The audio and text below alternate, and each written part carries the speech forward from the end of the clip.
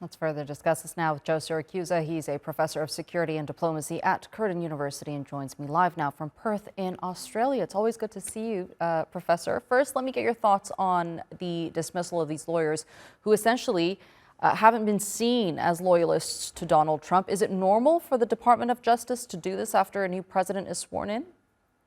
Well, good afternoon. Well, everybody is there by virtue of their loyalty to the president. You know, when a new president comes in, if you're a senior member of anything in Washington, you're supposed to hand in your resignation and they'll rehire you, et cetera. Look, there are a lot of people in the Justice Department who say they were just following orders. I think I've heard that one a couple times in my lifetime. They followed their orders with a little too much enthusiasm. And Trump's coming for them. He got rid of the inspectors general. These are the people who supposedly keep everybody in line, and then he's going after the various individuals who went after members of his family and others. So you know he's trying to score. He's trying to settle scores here, and you know he's not sending anyone to the firing squad. He's just firing people. So I guess we got that. But look, it would certainly dampen my career as a prosecutor in Washington. I might want to do something else. But look, it's become very, very personal in the last 10 years in Washington, what happens in the Justice Department. And, you know, it should be the Attorney General is seventh in line to the presidency. It's not like he's the public servant, and he hires people who does what he tells them. And so, you know, Trump takes it personally, and Trump has survived all these kinds of what he calls weaponization, when in fact, of course, Trump just got caught, and he was lucky enough not to get any jail time. Yes, and over the last couple of days, we've been hearing of devastating stories of families being ripped apart. Thousands of undocumented migrants have been deported.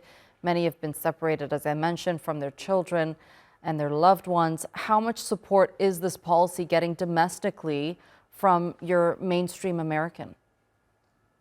I doubt it's going to get a lot of support. You know, he's done some terrible things here. He's given people authority to go into sanctuary cities, into churches, schools, and hospitals, and arrest people, presumably who have a criminal record.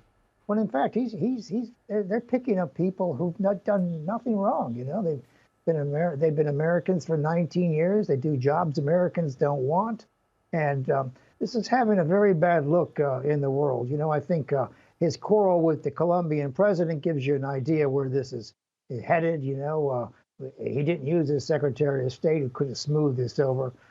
People in Mexico, Brazil, and other places are going to fight this. This is a very, very bad look. It looks like the policy is arbitrary. And in my own hometown of Chicago, yesterday, 10 teams of 10 men and women fanned out to bring in some people. They brought in a handful. 55% weren't on their list. That is, they just picked them up along the way.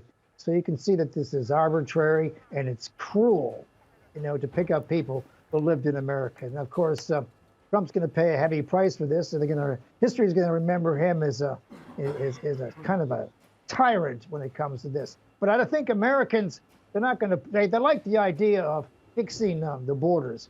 But, you know, this is about immigration. It isn't about the border. I mean, picking these people up and the borders are really just symptomatic of what's wrong with the immigration system. And I have to make a disclosure here. My own people went to America in the 1880s, and nobody got any papers. So as far as I know, that whole mob's still walking around. Okay, Professor Joe Siracusa, thank you so much for being with me here on the NewsHour. Okay, thank you.